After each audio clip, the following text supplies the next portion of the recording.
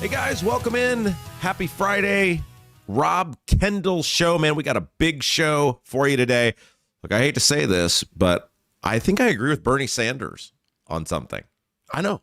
I felt really icky about it. In fact, I felt so icky about it, I had to actually call someone who is very well known, very respected in Indiana government to make sure I wasn't wrong for agreeing with Bernie Sanders. And he said, no. You're spot on. Like I said, here's my take on this. Is my audience going to hate me? And I went through with him and he goes, no, you're pretty spot on with this. So we'll get to that in just a moment. But first of all, I want to thank you guys for an incredible 4 weeks. You guys have been amazing. This time it has flown by and we have accomplished so much together. I can't believe it has been 4 weeks. Next week will be 1 month that we have been doing Rob Kendall Show. And when Jason and I started out doing this, we had no idea how it was going to go. I mean, I hoped, given, the bond we had together over the years, that it was going to go well. I could not have imagined it going as well as it has. And that is a testament to you guys. And I know there's some people who are like, blah, blah, blah, get on with the show. But I am going to start the show and try to start every show that I can by thanking you guys for the incredible response you are giving us. Look, the end goal of all of this is to hold our politicians accountable and advocate for better public policy. And we are doing this because nobody else is. People with great platforms and great opportunities in this state, media platforms, are wasting them. They want to be friends with these people versus holding them accountable. And we are all getting screwed in the process because these people with great opportunity will not step up the way they know they should. Being friends with the politicians, getting interviews with the politicians is more important to them than standing up for you. And so that's why we're doing this. And we will continue to do this. We don't want to be friends with any of these people. We don't like any of these people. We dislike all of these people equally. That's our slogan, right? And that's what we're going to do every single day. We can't do it, though, without you continuing to grow the program. It's David versus Goliath, right? It's us against the world.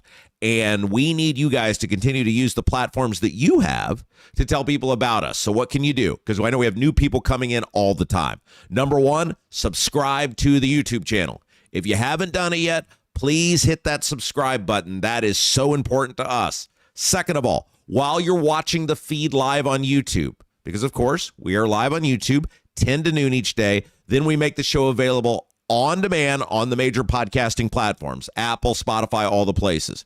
But if you're watching us live or on demand on YouTube, please hit that little thumbs up button. Let people know you like the show. It takes 2 seconds, and it is such a huge help. And number three, please tell everybody about our show that you can. You have a Twitter, you have a Facebook. Hit the share button. Let people know where we're at, what we're doing. We have picked up so many people because you guys have done that. It sounds like a little thing, but man, does it go a long way. So thank you to everybody. We've blown past that 2,000 subscriber mark. We're doing great, but we got to keep the momentum up, and we need you guys in order to do that. Also, want to thank at robkendallshow.com. If you guys head over to robkendallshow.com, if you haven't, check it out. We put a lot of effort into the website. We got the live feed up there. We've got all the on-demand podcasting platforms. We've got articles around the transcripts of our favorite segments we do each day. A lot of you guys have started reading those. You love those. And we have the support button up at the top of the page, robkendallshow.com, where if you like what we do and you say, hey, I just want to support, I want to contribute, you can support the program by giving at robkendallshow.com. And whether it's $1, $10, whatever, we are appreciative of all of it. Several people giving yesterday. Ethan and Pam, Aaron and Jeff, all over at robkendallshow.com. You guys are amazing. Thanks to everybody who has supported us. Let's talk a little bit about the power of this show and what it helps us do and how it helps us grow real quick. And then we'll get into the Bernie Sanders stuff and how Mike Braun has lost his mind over not potentially being able to give the Bears billions of dollars of your money. So coming up here, I think it's going to be early next week. I'll let you know for sure when I know. But I think early next week, I have another column coming out in the Indianapolis Star. They were very happy with the first column we did on Mid-States Corridor. They reached out again, said, would you like to do another column? I said, yes. And this column is going to be about the endorsements that Trump is giving in the Indiana State Senate races and how him not knowing anything about these people that he's endorsing or their governing history in the case of incumbents or what the challengers want to do about how that can potentially harm us as taxpayers in Indiana. And look, the Indy Star has seen. They're fine folks over there. They have seen the growth of this show. They've seen the popularity of this show, and rightfully so. They want to tap into it. And so it gives us an opportunity to reach new audiences when we write for other publications, when we put these things together, which helps us grow the program. We're getting these opportunities because of you guys getting the word out about us. So when we talk about the importance of sharing the show, sharing the feed, those things, these are the doors that it opens, which allows us to grow, and it allows us to hold politicians accountable, which is the primary goal of this show in new platforms. We're able to do this other places because of what we're doing here. So I'll let you guys know when that comes out. Keep an eye out for it, indystar.com. All right. Let's talk about this bill that Bernie Sanders has and Mike Braun's ridiculous response to it. And again, I hate ever being on the side of Bernie Sanders. Hate it. Like, I felt so gross when I read the articles about this and I was like, I don't necessarily disagree with him on this. And I was like, okay, I got to ask somebody who is a very level-headed person and who is a Republican if I'm going to get crushed by you guys for this, or if Bernie Sanders may actually be right. And this person, I had a long conversation with him, very respected member of Indiana government, Republican, conservative, and he said, no, he goes, you're not wrong about this. He said what Sanders is proposing, based on how these sports teams have taken advantage of communities, is not out of bounds whatsoever. And I said, oh, good. Thank goodness. I feel so much better. So if you're mad at me for my take for agreeing with Bernie Sanders, it's someone else's fault because they told me I was fine. All right, let's get to it. So the Indy Star and many other publications covered this about, and they're really the Indiana publications were covering it because of Braun's ridiculous response. But let me tell you about the bill, because we'll get to what Braun had to say first in a second. But first, Bernie Sanders has proposed a federal piece of legislation. He teamed up with a guy named Greg Casar, who is a Democrat member of the, I believe that's how it's pronounced, CASAR, maybe Kaiser. It doesn't matter. Anyway, he's teamed up with a Democrat in the House of Representatives to put forth what is called the Home Team Act. And this would require professional sports teams, the person who owns a professional sports team, to put the team up for sale. First of all, they have to give 1 year notice before moving their team to a new state or metropolitan area. And then during that 1 year period, any other interested parties within that community, so it could be a private person, it could be a nonprofit, or a community ownership group, would have the chance to buy the team at a, quote, fair and reasonable price determined by an independent group of appraisers. So, in order to make this work, let's get into some of this, because some of it is not workable, but the premise of it actually is. The premise of this is what matters more so than the nuts and bolts. Because first of all, this is probably never going to get a hearing, certainly while the Republicans are in charge, and it's probably not going to move forward. But it's the premise of it that matters. So when you talk about fair and reasonable price, of course, with the Democrats, you're always going to be like, okay, red flag, right? But there are market values when an NFL or NBA or MLB team proposes to sell itself. They get sort of a market evaluation. They have a group come in, large firms, accounting firms, financial analyst firms, banks, whatever, usually a group of people, and they come up with a market valuation. Like, okay, this team is worth blank based on revenue, based on TV deals, whatever. So for the premise of this little chat we're about to have, let's say that is what they're going to work off. And look, oftentimes these teams will sell for more than that just because they're so few.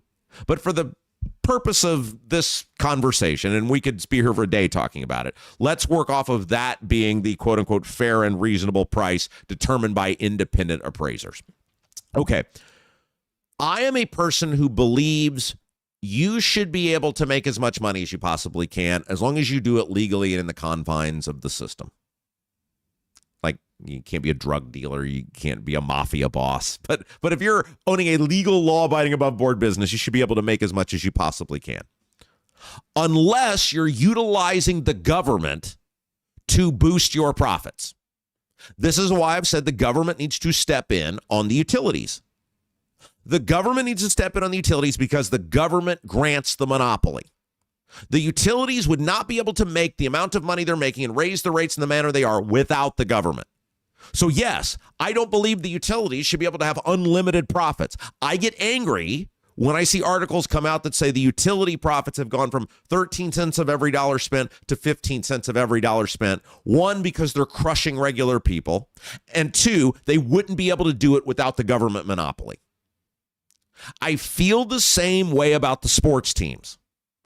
The sports teams, whether it's the Bears or the Colts, in both cases have dramatically increased their wealth, the value of the franchise, the money in the pockets of the ownership by using government resources. In the case of the Bears, they were given, their stadium, Soldier Field, was given hundreds of millions of dollars of renovations in the early 2000s. A massive amount of money being spent at the time. Now, it was a horrible renovation job. If you've ever been to Soldier Field, that stadium stinks, but everybody signed off on it. You can't cry over spilled milk. This was the deal the Bears agreed to in the early 2000s. And I think it was well over $500 million was the renovation at the time, which in today's dollars, it's over $1 billion. And so they used government money, and the Bears sold, like all these other sports teams do, we're a fabric of the city. Could you imagine Chicago without the Bears? We create economic development. We bring people together. We unite. We're about economic development. All of these things, right? The BS that these guys spew, wanting you to think they actually give a damn about the city they're in. Same thing with the Colts. The Irsay family has dramatically increased its wealth. Now the daughters, Jim Irsay at the time, based on the taxpayers paying over $1 billion when you include interest for the building of Lucas Oil Stadium. Before that, it was the Hoosier Dome, the RCA Dome, which taxpayers paid on 12 years after it was demolished.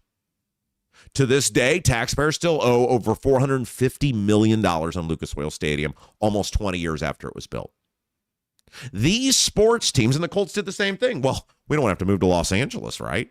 You don't want to lose Colts.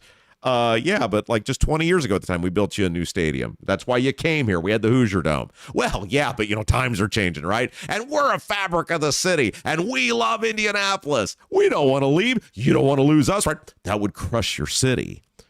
So when you have pro sports teams or utilities or anyone else leveraging government resource or government authority as their primary driver of economic development or boosting profits for their business, because that's what pro sports are, then I think the rules that I would normally apply to the free market in terms of, hey, you're a capitalist, make as much money as you want, as long as you do it legally, I don't care. Like, I don't get mad when somebody makes money unless they're using me to do it, unless you're using my government to do it. So normally I would say, hey, that's outrageous that the government would prevent somebody from moving their business, unless that business has utilized mass government investment and has sold themselves as being a fabric of that community in order to get that money put into their pockets. Bernie Sanders is crazy, but this doesn't start to sound all that crazy now, does it? The Colts, the Bears, they sold, we want to be a core of your city. We want to be here for years to come. We are Chicago. We are Indianapolis. For the shoe, baby. And then when the Bears get the next opportunity, they're leveraging the same song and dance with someone else. And now they're forcing the state of Illinois, because they're going to Arlington Heights. It's not going to be Chicago anymore. The best Illinois is going to do is keep the Bears in Illinois. Hey, sorry about your luck. People make bad investments all the time. We want to be the fabric of somebody else. It's bull. It's complete bull. Now, let's talk about Braun's response, because this is what's most interesting. And by the way, this is why this show is so valuable. Nobody else is going to do this. Nobody else is going to challenge Braun like we are right here. Nobody's going to call these politicians out like we are right here. And the question you should be asking all the terrestrial media people is why? Why aren't the big boys doing this? Why are the big boys yucking it up? Hey, Braun's coming on my show today. You won't believe what I asked him. Let's take a photo together. That's not their job. Their job should be to be doing this. Listen to this response from Braun. It's disgusting. Quote, Indiana is open for business, while states like Illinois, New York, and California are collapsing under failed Democrat policy. Stop. First of all, isn't it rich that the Republican governor of Indiana, that his version of open for business is taking billions of dollars from you and giving it to a mega corporation? That's open for business, because that's why the Bears are coming to Indiana if they do. Like, don't kid yourself. They don't. Oh, I almost said it, which I could here.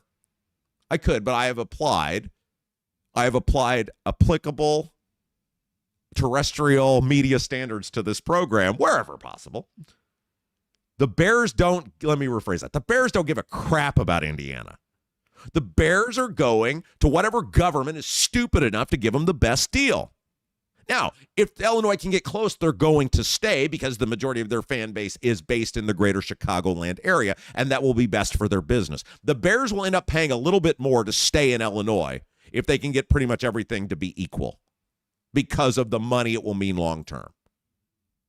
But Mike Braun's version of open for business, and this is the state of Indiana. This is the Republican Party since Mike Pence, and certainly under Holcomb and now under Braun. Look at how the IDC operates. How much money can we give you? How much money can we give your company? Mike Braun's version of open for business is how much of your money he can take and give it to a franchise worth $8 billion. That's the first thing. Braun goes on to say, now they want to trap businesses and families in those failing systems as though the Chicago Bears are some mom and pop cobbler company, like they're fixing shoes. Like he's keeping the poor McCaskey family, who has already been offered billions of dollars in incentives in Illinois, like as though he's trapping the poor McCaskey family who owns the Bears and their $8 billion franchise from having to stay in horrible Illinois that less than a quarter of a century ago they took $500 million in stadium renovations from. The poor McCaskies and the Chicago Bears. Quote, Hoosiers won't tolerate government control over who can buy or sell a business. Wait a second. Government control is the reason the utility bills are so high. Government control and monopoly granted by the government is why the utility exists. You're right, Mr. Braun. We won't tolerate it anymore. Except you don't give a damn about that. You and Holcomb and your Republican supermajorities in the General Assembly, you guys don't care at all about that. Hoosiers won't tolerate government control over who can buy or sell a business or where Americans choose to build a better life. You're right, Mr. Braun. If the Bears want to come to Indiana or the data centers want to come to Indiana and they want to pay the whole freight, come on in. If the Chicago Bears want to move to Hammond and build that village themselves, you're not going to hear a peep out of me. But that's not what they're doing, is it, Mike Braun? They're banking on crony capitalists like you to steal billions of dollars from taxpayers and give it to them. This is not the free market. This is not some mom and pop business deciding where to move. This is you, Mr. Braun, just like you're trying to do with your own business down in Southwest Indiana, where you're proposing spending billions of dollars on a road that people down there don't want, that there is no perceived benefit outside of the trucking and transportation logistics industry, of which you just happen to be in that industry. You're attempting to use the money and the leverage of government to better your business. That's exactly what's happening with the Bears. The governor of the state of Indiana, along with his do-nothing yes-men in the General Assembly, are proposing taking billions of dollars of your money and giving it to a multi-billion-dollar corporation. I ran for governor because nothing gets done in D.C. You were a senator in the majority party, sir. It's always someone else's fault. And we're going to get to this later with the Republicans caving on the DHS funding. You notice with these guys, it's always someone else's fault. So what did Braun do? I ran for governor because nothing gets done in D.C. Well, then why the hell did you run for senator? I really want to be a senator. Nothing gets done here. No kidding, idiot. You had to go to Washington, D.C. and be a senator to see nothing gets done there? What did you do, Mr. Braun, in Washington, other than repeatedly put your foot in your mouth and get to pants by people like Tucker Carlson? What did you do? You did nothing. And largely due to wasting time on crazy ideas like this. So, to Mike Braun, the idea that a sports team should be held accountable to the community that gave them hundreds of millions, if not billions of dollars, to stay in that community, they sold themselves as a fabric of that community, that's a crazy idea. But the idea that he should just be able to give billions of dollars of our money away to a team who doesn't care about our state, that is open for business. Look, I hate that I have to be Team Bernie Sanders on anything. But in this case, I don't see any other way. Here's what Bernie Sanders actually said about this. And again, there's parts of this you'd have to flesh out, right? But the premise of it is pretty on.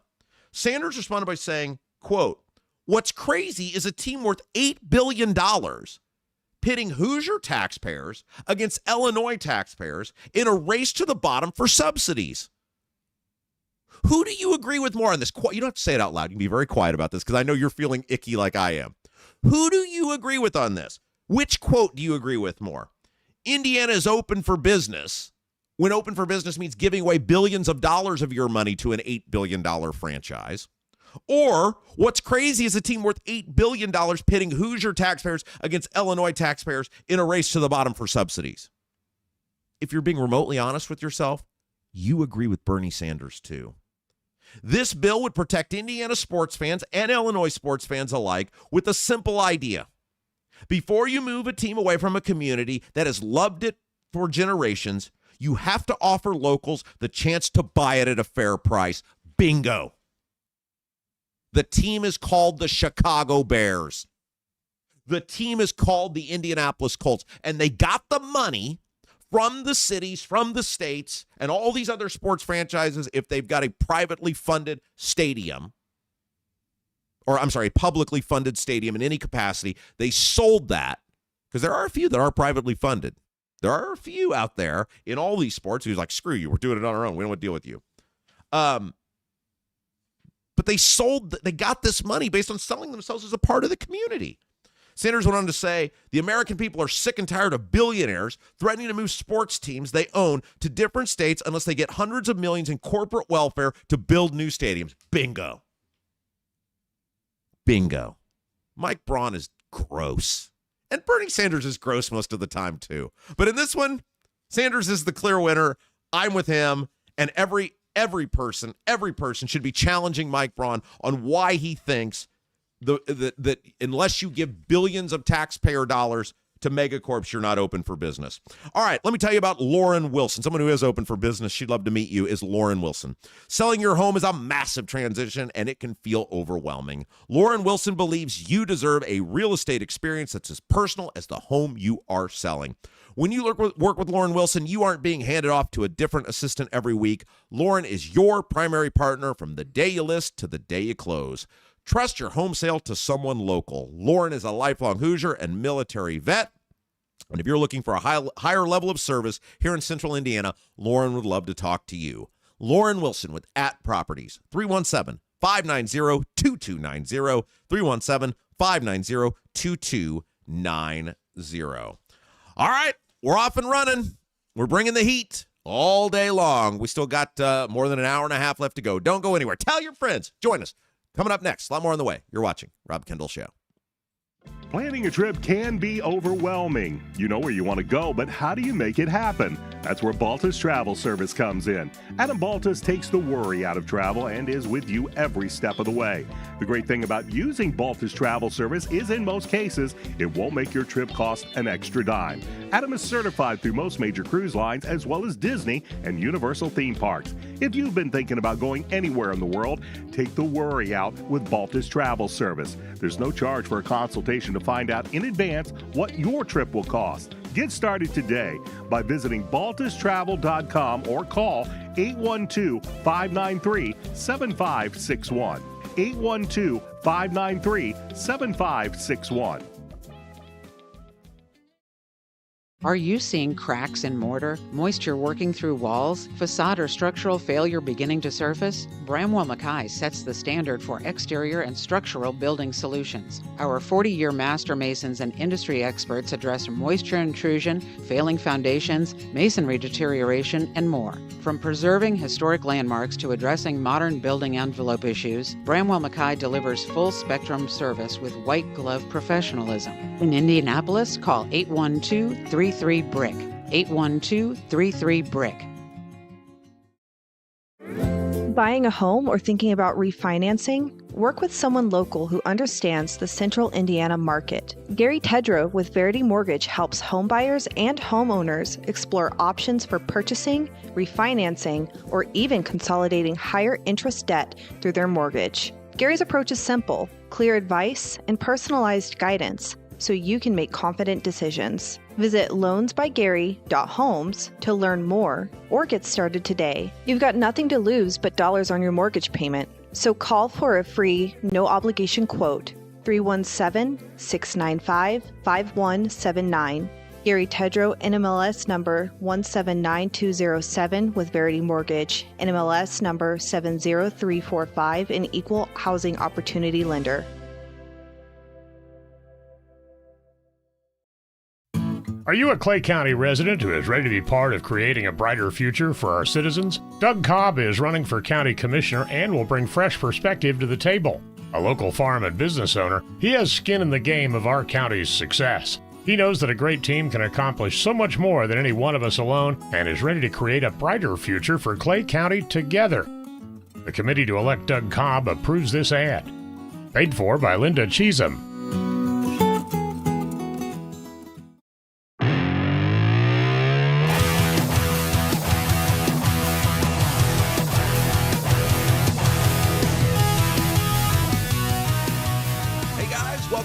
Rob Kendall Show. Couple of things before this is it's amazing. We're always ahead of the curve, and I've got a story where the local elected officials are starting to ask something of the governor that I have been asking this week on our program. We'll get to that story in just a second.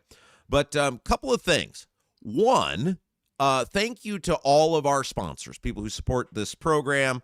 You just saw the new ad for our friends at Baltus Travel Service. They're great people. We have talk to people every day, new businesses, people interested in coming on board. If you own a business or run a business, you want to know what we can do for you, I'd love to get to meet you, hear from you. Sales@robkendallshow.com. Sales@robkendallshow.com. Love the chance. Just tell me a little bit about your business. Leave a contact number where I can get you. I'll call you back and see if we can help you promote what you're doing. Also, many of you have now obviously used the services of the people who are advertising on the show or have contacted them about their service. I was talking to John at Vent Savvy yesterday. Man, he's just a great guy. He said he's gangbusters. He said he's getting all sorts of calls from you guys. He's been out to see several of you guys. He's got several more appointments that he's going to. If you have used the service, we would love to hear from you, because one of the things we want to let businesses know is how loyal they, hear us talking about this, but we'd like to read some testimonials. If you've used any of the services yet, I would love to hear from you and just get a little testimonial from you about using the service, whether it's Bramwell Mackay, whether it's Vent Savvy, whether it's, I know Lauren Wilson, our fabulous realtor, has been contacted by you guys. Rob@robkendallshow.com. Rob@robkendallshow.com. If you'd send me your testimonial about using one of our advertisers, that would be great. We'd love to be able to read those on the air, because, again, this is the thing about this show. It's why we do the YouTube chat the way we do. Speaking of which, the YouTube chat each day, towards the end of the show, Jason reads the best, producer Jason reads the best YouTube comments of the day, brought to you by Black Sheep Plumbing. And that's why we do that. We want it to feel like a community. You have to be a subscriber in order to comment. But we have created our own community here. It's unlike any other media thing going on in the city right now, terrestrial, digital, whatever. And so we want our advertisers, people who support us. That's why we read the names of the people who give. Hit the support button at robkendallshow.com. We want you to know that we're all in this together. We are all a family.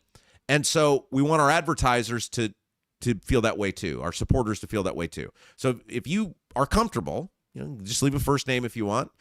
Just a little paragraph or two, few sentences about using our advertisers, Rob@robkendallshow.com. We would really appreciate that. All right. Let's talk about, well, as usual, we here at the show are way ahead of the curve. And earlier this week, I said, I went back in the archives to March the 9th, where the governor of the state of Indiana was, I think he was asked about. And of course, when you ask Braun a question, he will talk for 9 minutes and tell you nothing.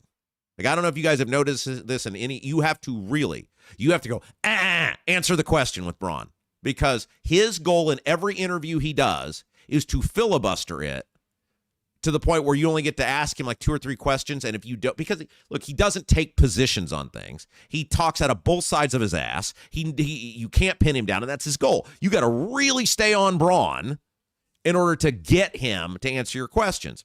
And so he got asked a question about the gas tax at the start of the conflict with Iran, the war with Iran. And gas was $3.48 at the time. And he said, well, if in 2.5 to 3 weeks it's not better, and if they haven't opened the Strait of Hormuz, I'll consider suspending the gas tax.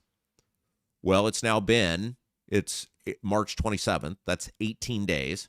We're closing it on 3 weeks. We're past the 2.5 week portion of the 2.5 to 3 weeks. And we asked earlier this week, we said, when are you going to do it? Gas is now over $4 a gallon in many places. That's 52 cents higher. It was $3.48 at the time when Braun made the statement. Put up or shut up. When are you going to do this? And of course, he's not going to answer that because he has no intention of suspending the gas tax because Indiana's addicted to money, and that's why we have one of the highest gas taxes in the nation.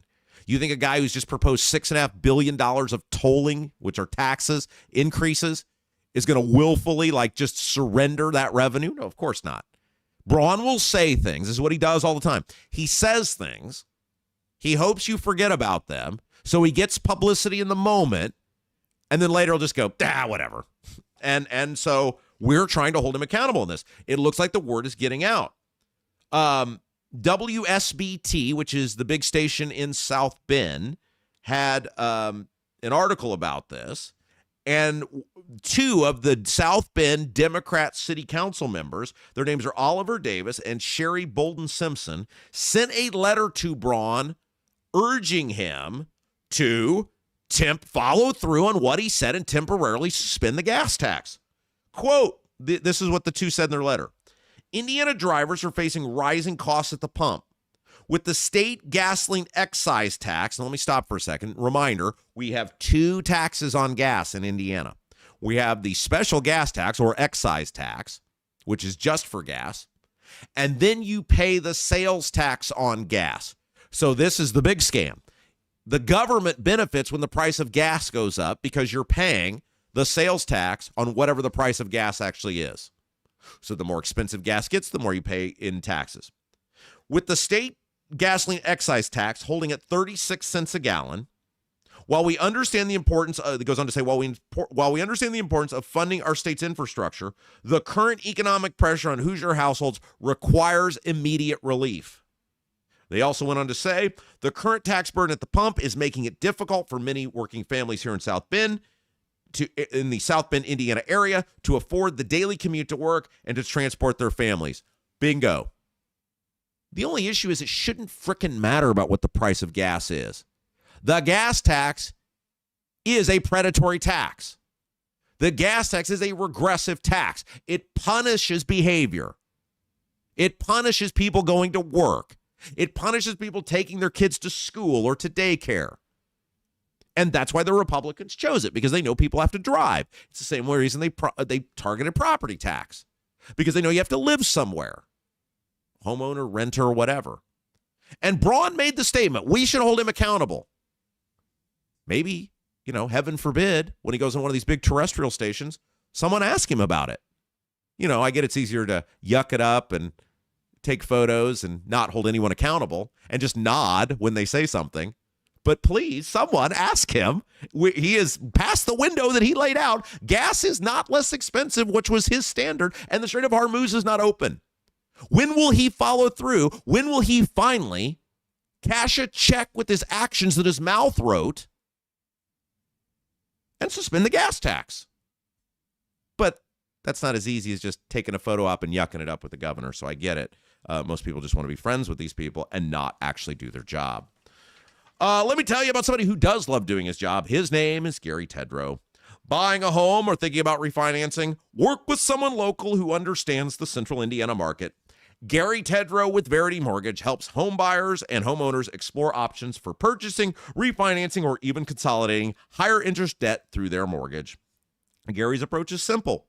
Clear advice and personalized guidance so you can make confident decisions. Visit loansbygary.homes, loansbygary.homes, or call 317-695-5179 to learn more and get started today. Look, the great thing about calling Gary Tedrow with Verity Mortgage is you got nothing to lose. You call him and you say, here's my situation. Here's what I got going on. Can you help me? If the answer is no, you know the dollar amount.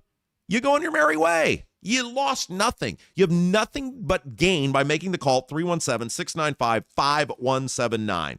Gary Tedrow, In MLS, number 179207 with Verity Mortgage. In MLS, number 70345, an equal housing opportunity lender. Okay, let's go ahead and do this. Let's go ahead and take another quick break. When we come back, I have a fascinating question for you guys about how much leeway we should give people who work for us. And I'm not talking about like rank and file government workers. I'm talking about like head people, like agency heads, elected officials, when they're not at work doing their job. Not saying it's their fault that they're not at work doing their job, but if they're not at work doing their job for an extended period of time, how much leeway should we give these people until we say enough is enough? You got to go. This will be a prompt for our YouTube chat later. I'll be very curious to see what you guys have to say. I'm genuinely curious about the response to this and if my stance is outside the mainstream. We'll talk about it next when we come back. You're watching Rob Kendall Show. Hi, I'm Lauren Wilson, a realtor with App Properties. Born and raised right here in central Indiana and a Hoosier through and through. Selling your home is a massive undertaking, and I completely understand what that is. That's why when you work with me, we put a great plan together to make sure that when your home comes to the market, it is in the best light possible. Again, I'm Lauren Wilson, 317-590-2290. 317-590-2290. Let's put a plan together and get your home sold. Right now, everything's expensive. That includes things you need around the house. If your water heater, water softener, or well pump goes out, or even if your toilet stops working, you could be looking at a major expense. Don't let your next call to a plumber break the bank. Call John at Black Sheep Plumbing. John is a Hoosier lifer who takes pride in and stands behind his work. That's why all basic services and repairs with Black Sheep Plumbing come with a 2-year parts and labor guarantee, with water heaters having a 6-year parts and tank guarantee. Call or text Black Sheep Plumbing for all your needs today and speak directly with John, the owner. 765-315-7558. That's Black Sheep Plumbing at 765-315-7558.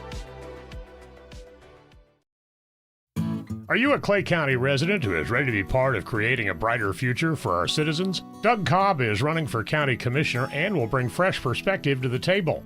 A local farm and business owner, he has skin in the game of our county's success. He knows that a great team can accomplish so much more than any one of us alone and is ready to create a brighter future for Clay County together. The committee to elect Doug Cobb approves this ad. Paid for by Linda Cheatham.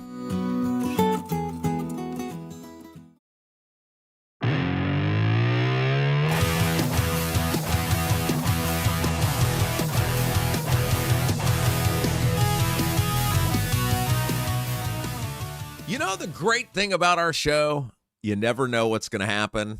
It's technology, right? And that was like a minor glitch. Hope I'm not jinxing myself here, but it's like, and I'm so unused to being on quote unquote TV. Like there's probably, I'll have to ask, you know who I'll ask about this? Phil Sanchez, our friend, the most beautiful man in all of Indianapolis television. Like, I'm sure he's had that where his producers or whatever will click something and it doesn't work. How do you deal with staring at the camera while they're waiting, while someone's feverishly working behind the scenes? Like, at what point are you like, do I just start talking again? Technology, it's great. But we want to thank you guys. You're watching Rob Kendall Show. Don't forget the website, robkendallshow.com. And the great thing about us is we're totally candid about what's going on here. It's 2 guys in a very small room. Like, we don't pretend to be a big production. And some of the screw-ups are kind of the fun part, right? We don't make any bones about what's going on here. But we appreciate you guys. RobKendallShow.com is the website. We've got the live link up there. We've got the links to all the podcast platforms where you can get us. We also have the transcripts, the articles from the transcripts of our favorite segments each day, and that support button at robkendallshow.com. You know, one of the things you guys asked me, like, Rob, nobody like you ever kind of has taken on other people in the media. And they like, why do you do that? And so I maybe want to talk about that, just veer off. It's Friday, right? Let's have a little fun. Our government will not be held accountable until the media holds them accountable. Like, it's just plain and simple. One of the reasons government has gotten so bad, there's really two reasons. Like, we have seen an intense decline in accountability with government. Not to say they were some beacon of transparency or uber accountability before 2020. But from 2020 on, really over the past 6 years, a COVID and a post-COVID world, we have seen a great decline in the accountability that was left in our government. And there's two reasons for that. Number one, and I've told this story before, I have a friend in state government who told me this, and he is absolutely right. He said, COVID taught the politicians they can do whatever they want. Because if they shut down your business, if they put you out of work, if they force you to wear a mask, if you tried to get forced into getting this or that done, and the people didn't really fight back, politicians kind of figured out, well, this little horrible crap that we're doing that this pales in comparison, like bad housing developments or bad investment decisions or giving money away to mega corporations. Well, that's small in terms of locking people in their apartments or houses. Well, they're not going to care about that if they didn't care about this. The other thing is we have seen a decline in the amount of people who can cover politicians. You've seen, and we've talked about this, the slow decline, the slow death of terrestrial radio, television, newspaper, which are owned by large corporations, budget cuts, fewer people in the newsrooms, fewer people in the state houses going to the county and city government meetings. You've seen the out-and-out death of county radio stations, newspapers. So if you live in those counties, those little cities and towns, there's nobody there covering the meetings. And so the politicians have really figured out through those two areas that with the public showing they won't really fight back, and there being fewer and fewer people covering them, that by and large can get away with whatever they want. And so it really, really angers me when people who are still in our business, who still have platforms that are big in the communities that they serve, and I'm talking all over the state. I'm not talking about, like, I know some people are like, is he talking about this person or is he talking about that person? No, I'm talking about as a collective, because I see this a lot. When media members would rather buddy up with the politicians rather than hold them accountable, it makes it worse. Not only do they keep getting away with it, it makes it worse. If you have the governor of Indiana in front of you and you don't grill him on raising taxes by $6.5 billion on I-70, or you don't grill him on raising taxes by billions of dollars to fund the Bears, or you don't grill the governor on giving $1 billion away from the IEDC that he last year basically said was so rotten he spent $800,000 to audit, you're making the problem worse. Media should not be friends with the politicians. Media should hold them accountable. Why did the relationship between Micah Beckwith and I dissolve? Because he got elected. And I told him from the moment he was elected to the moment he was sworn in, and the day he was sworn in, I told him, I said, the relationship changes now. I'm not your friend anymore. You do what you say. You do what you campaigned on. I'm going to support you. You don't, you're going to be held accountable like everybody else. And he didn't do it. Same thing with Braun. We supported Braun because he said he was going to do stuff. Then he became the elected governor of Indiana. He didn't do it, and we roasted him. That's the way everyone should be. If people say they want to do the right thing, if people give specific things they're going to do if elected, no problem giving them the benefit of the doubt. But once they get in there and don't do it, and let's face it, the Braun-Beckwith administration has lied about just about everything. They failed to deliver on just about everything, and they're simpatico now, taking photos together, going to events together. How do you not hold these people accountable? How do you give them the free pass? How do you act like if they're on your show or you're doing an interview with them for your newspaper? How could you possibly want to be buddies with these people? And I was thinking about this driving into work today. This is the problem with the culture now, especially the fractured culture in which we have. So you have kind of two real areas of media now, especially as it relates to Republicans and conservatives. You have sort of the traditional establishment, for lack of a better term, media.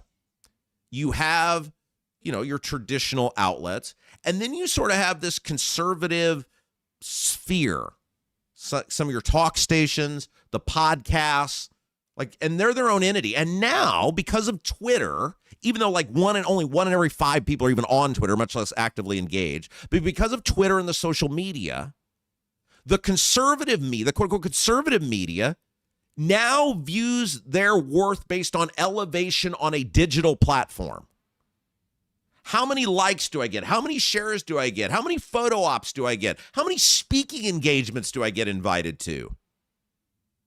Look, there's these people all over the place in our state and across this country. That's what they judge it off of. Oh, I got invited to go speak at this dinner. Or I got invited to be on this news program.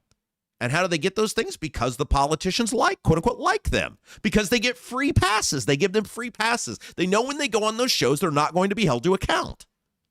And these people who are on these platforms, radio, television, print, digital, whatever it is, instead of doing the thing they should be doing, which is holding the politicians accountable, which would make everyone's life better, their listeners, their viewers, whatever, better, they're in it for themselves.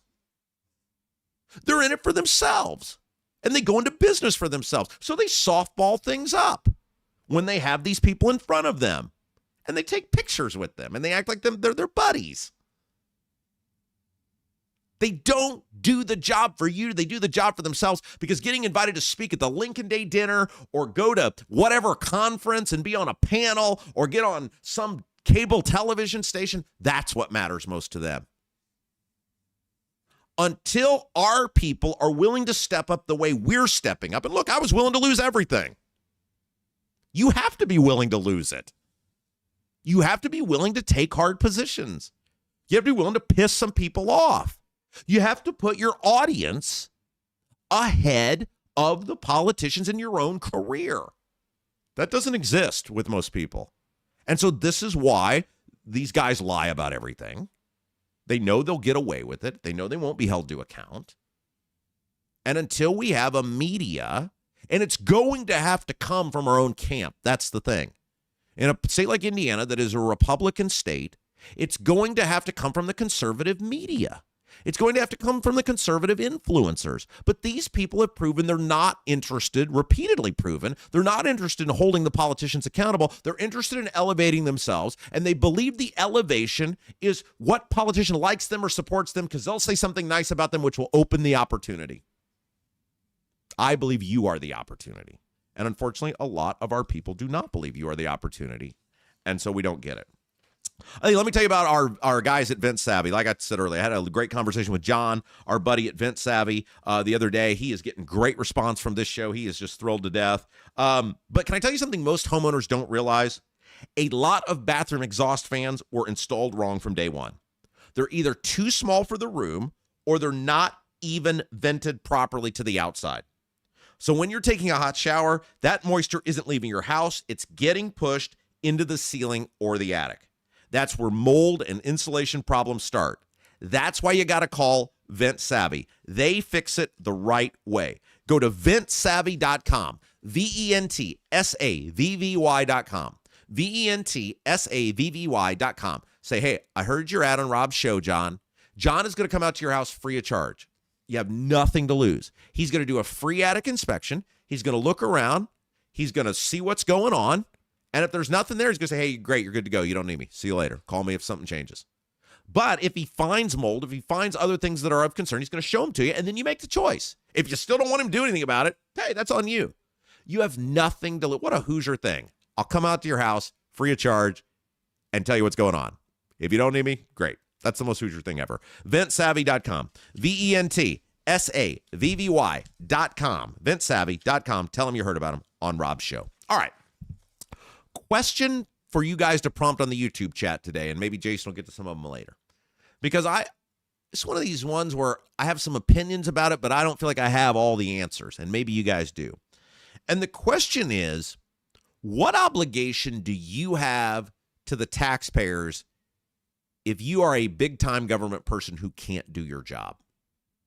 Now, I'm not talking about some rank-and-file government worker, and there's many fine, very hardworking people who do that. I'm talking about the leaders, the agency heads, the elected officials, the cabinet members. I'm talking about the top people who are making big money and are in charge of a lot of people. What obligation do they have to you if they are prohibited from coming to do their job? Now, I'm not talking about like they did something nefarious. I'm not talking like they're on the run from the law. I'm not talking like they got flushed out because you're someone like Jennifer Ruth Green. I'm talking about someone who is, through seemingly no fault of their own, has been impaired or sick or unable to do their job. How much leeway should we give this person before we finally say, hey, look, I'm sympathetic to your situation, but you serve 7 million people, and we're paying for your agency to run for 7 million people. They got to have somebody in charge who can be there.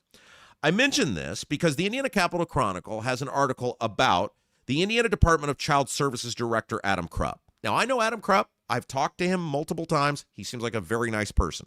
This is not an indictment in any way of Adam Krupp or the job he's doing.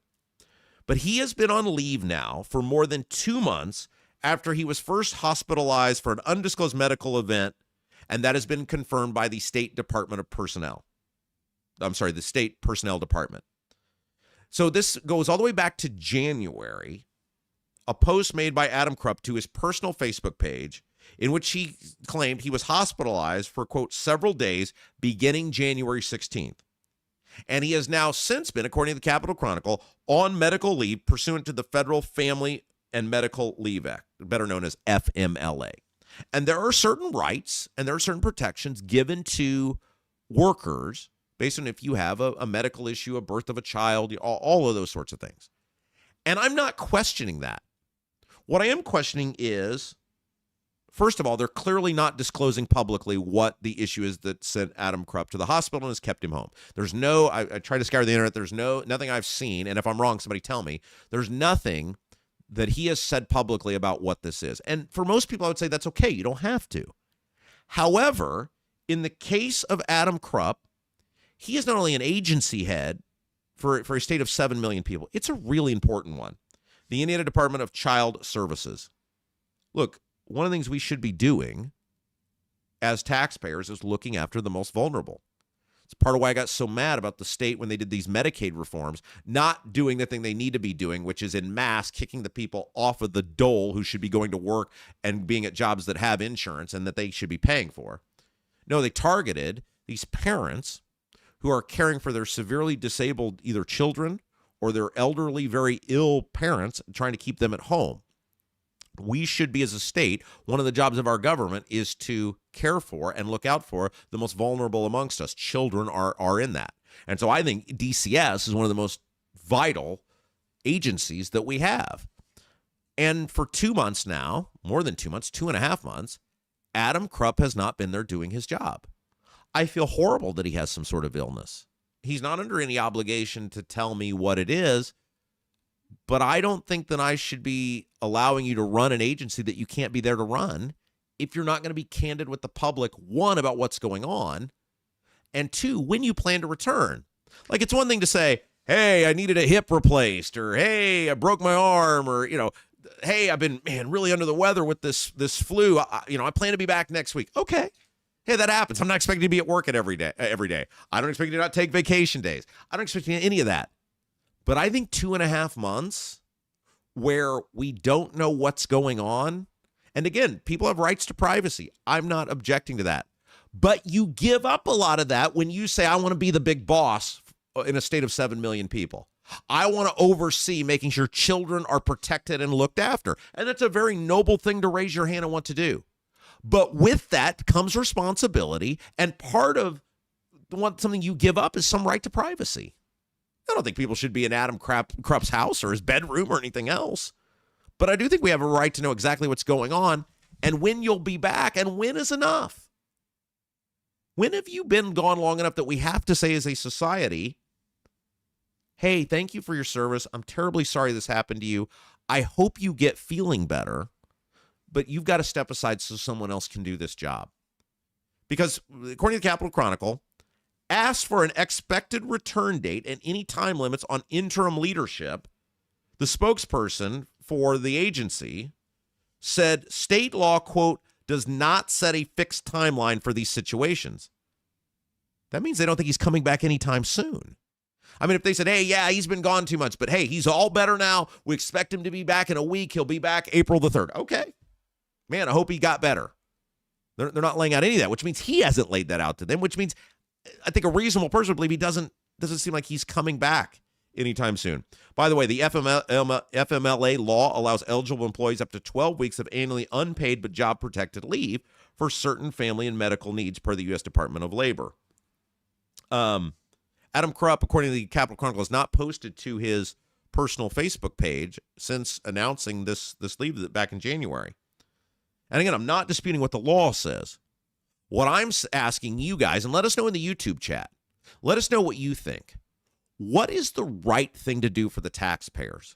How long should we allow someone who is in charge of an agency or someone who is an elected official who we count on to vote for us or do big things for us or oversee big things that we pay for? How long should we give those people until we say enough is enough? And I'm sorry for what's going on with you, but you have to go because we have to have somebody in there who can run our agency. Let us know in the YouTube chat now. Jason will get to those later on in the program. Let me tell you about my friends at Bramwell Mackay. We love Bramwell Mackay. Don't worry, producer Jason, I'm gonna give you plenty of time to hit that slide bar now. I'm not gonna be quick on you. We got more to get to in this segment, but I did want to talk about Bramwell Mackay before we get to it. BRAMWELLMCKAY.com. You know, the guys from Bramwell Mackay, they're on an out-of-state trip, and one of the bigwigs over at Bramwell Mackay, he told me, he goes, Rob, I left my car at the airport the other day, my Bramwell Mackay company vehicle. And he's like, I'm getting contacted by people who see it at the airport, like multiple people. He's like, what the hell is going on with your show and why is it so popular? He's like, people are seeing my car at the airport. I just took it to the airport because I got to get on a flight. And people are contacting us on the contact form going, hey, I saw your car at the airport. We love Bramwell Mackay. That's great. You guys are awesome. That's how people stay advertisers and supporting the Rob Kendall Show. Leaky chimney, water in the basement, cracks around the exterior of your home. Bramwell Mackay Property Services and Consultants is your authority for chimney repair, tuck pointing, foundation repair, crawl space to basement conversions, basement waterproofing, and more. Bramwell Mackay doesn't offer quick patches. Their team of 40-year master masons and industry experts address the root cause and provide solutions that last lifetimes. Your home is one of your biggest investments. Treat it that way. Bramwell Mackay, BRAMWELLMCKAY, beauty built to endure. Your masonry, foundation, and chimney specialists. Again, we just look, guys, and it's a Friday, so I wanted to get this in with you guys to make sure you know, because we're wrapping up 4 weeks. And I just want to thank you guys so much for the first 4 weeks.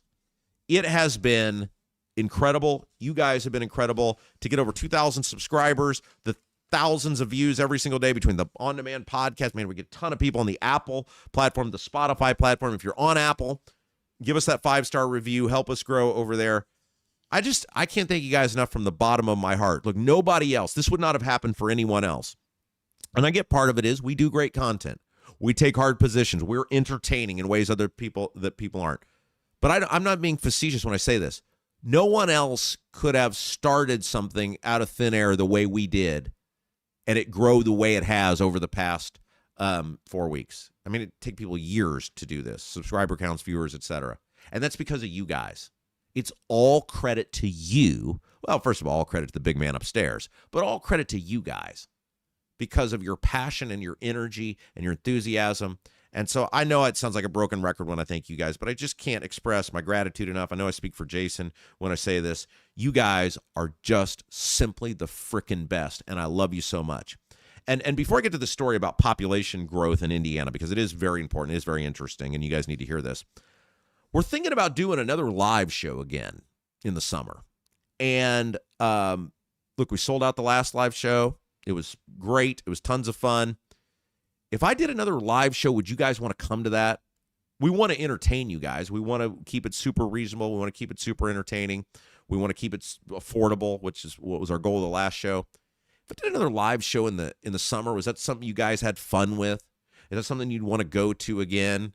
The venue, Mad Hatter loved us. They thought it was awesome. We had a blast. We think you guys had a blast. We would switch it up. It'd be different, a lot different from what we did before. Wouldn't be the same show, wouldn't be the same stuff. But if we did another live show, Is that something you guys would want to be a part of again? If it's yes, we're open to doing that. We need to start kind of putting those thoughts together on what that would look like, how we would do it, how we'd make it super entertaining for you guys. A lot of time goes into that because we want you to get your money's worth and have a blast, which I think everybody did. Let us know in the YouTube chat. If we have another live show in the summer, would you guys want to go to that and to be a part of that? Let us know. All right, let's talk about bad news for growth in Indiana. And this comes to us from our friends at the Indiana Capital Chronicle. Growth continues to occur in Indiana, but primarily in central Indiana. And I know you kind of say to yourself, well, duh, but this is not good.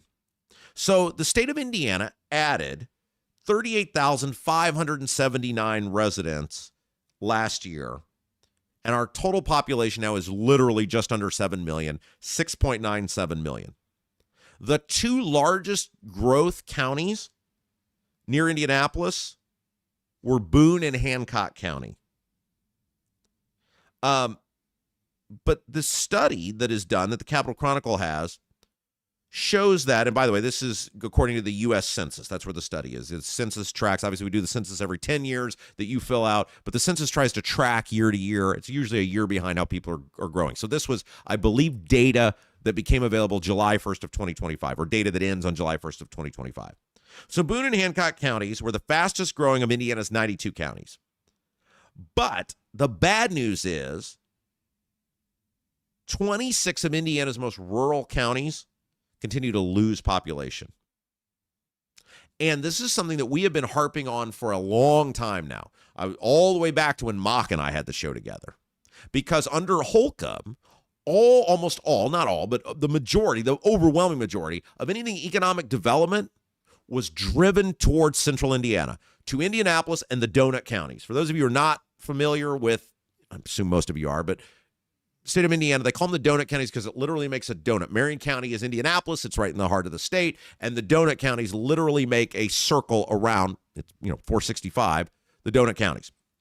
But the 26 of the most rural counties in our state lost population. And we have been screaming about this, harping on this for 5 or 6 years now, that Indiana has no strategy to save our rural counties. There's nothing in place to say we are going to make sure that these rural counties continue to exist.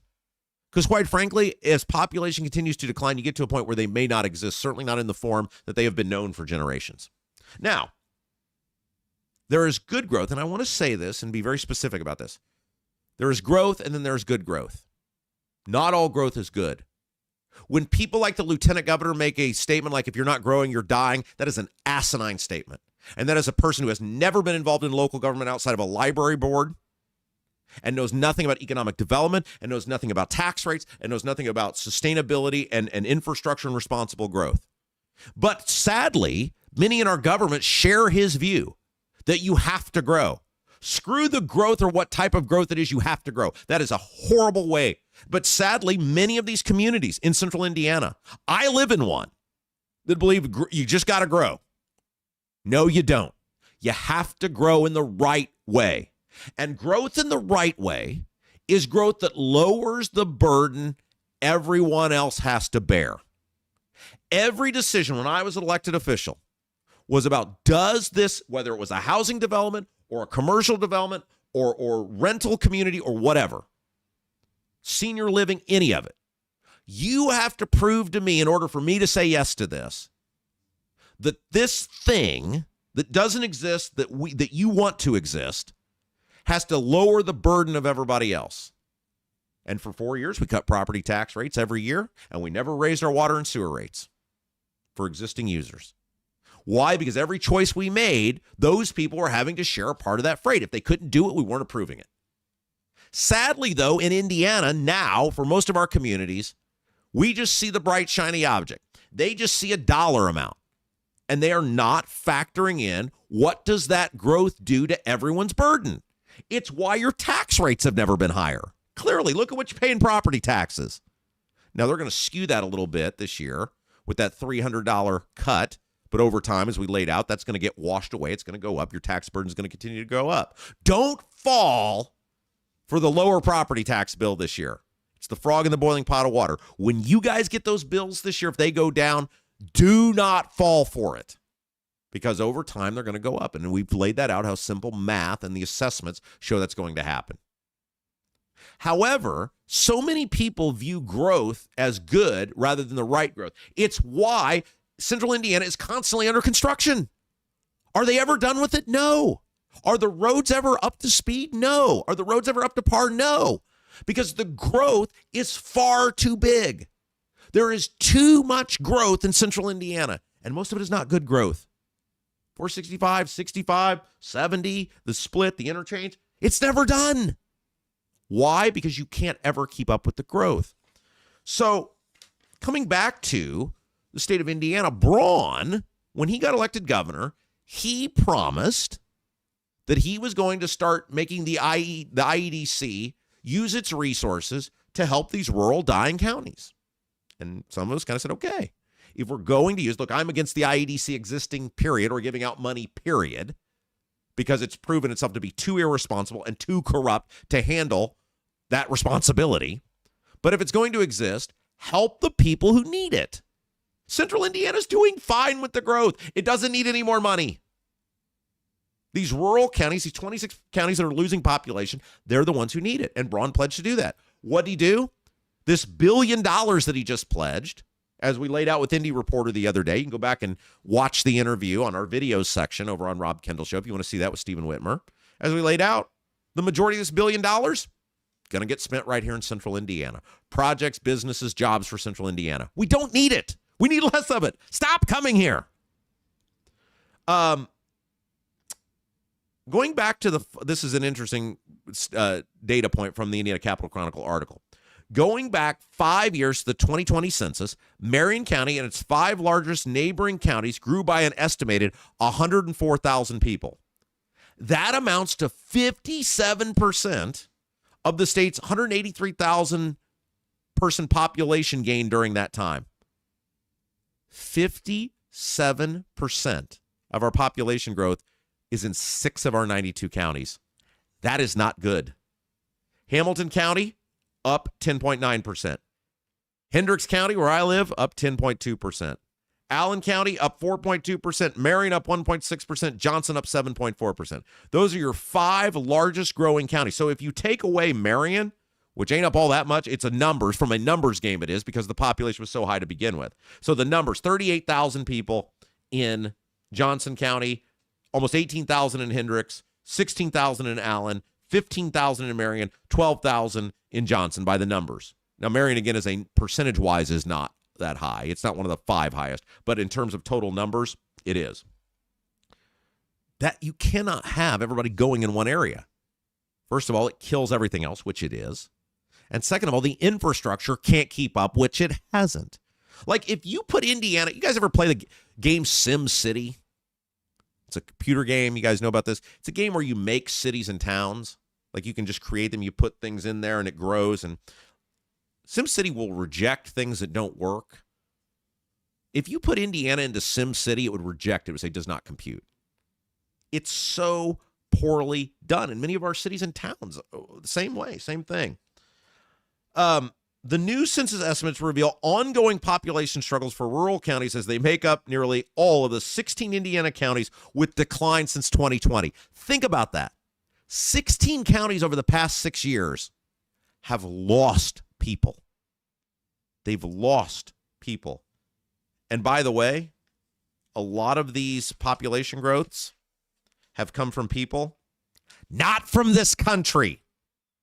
A lot of the population growth in Central Indiana has come from people on these HB1 visas, asylum people, not people that are citizens, permanent citizens of this country. Growth in Indiana is simply a disaster. All right, we'll take a quick break. A lot more on the way. Stay with us. You're watching Rob Kendall Show. Are you seeing cracks in mortar, moisture working through walls, facade or structural failure beginning to surface? Bramwell Mackay sets the standard for exterior and structural building solutions. Our 40-year master masons and industry experts address moisture intrusion, failing foundations, masonry deterioration, and more. From preserving historic landmarks to addressing modern building envelope issues, Bramwell Mackay delivers full-spectrum service with white-glove professionalism. In Indianapolis, call 812-33-BRICK. 812-33-BRICK.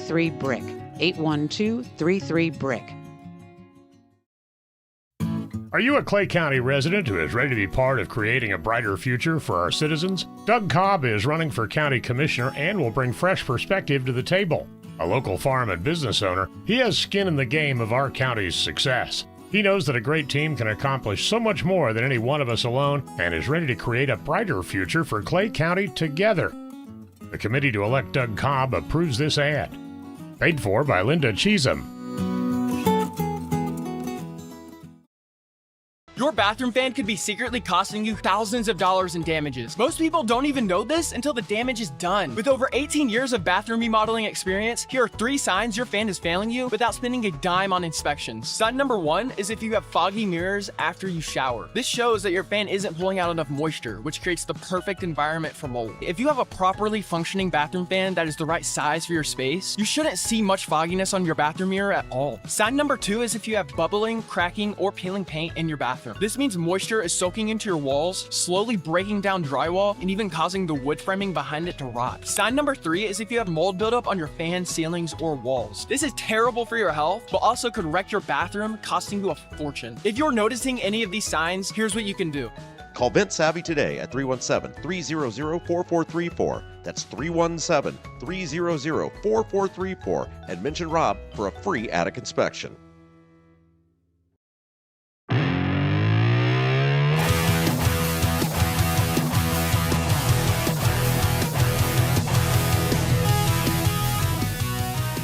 Welcome back, Rob Kendall Show. Don't forget, you can find me on Twitter at Rob M. Kendall, at Rob M. Kendall. A lot of the topics we talk about here, we tweet about over there on Twitter. If you're a Twitter person, give us a follow at Rob M. Kendall on Twitter.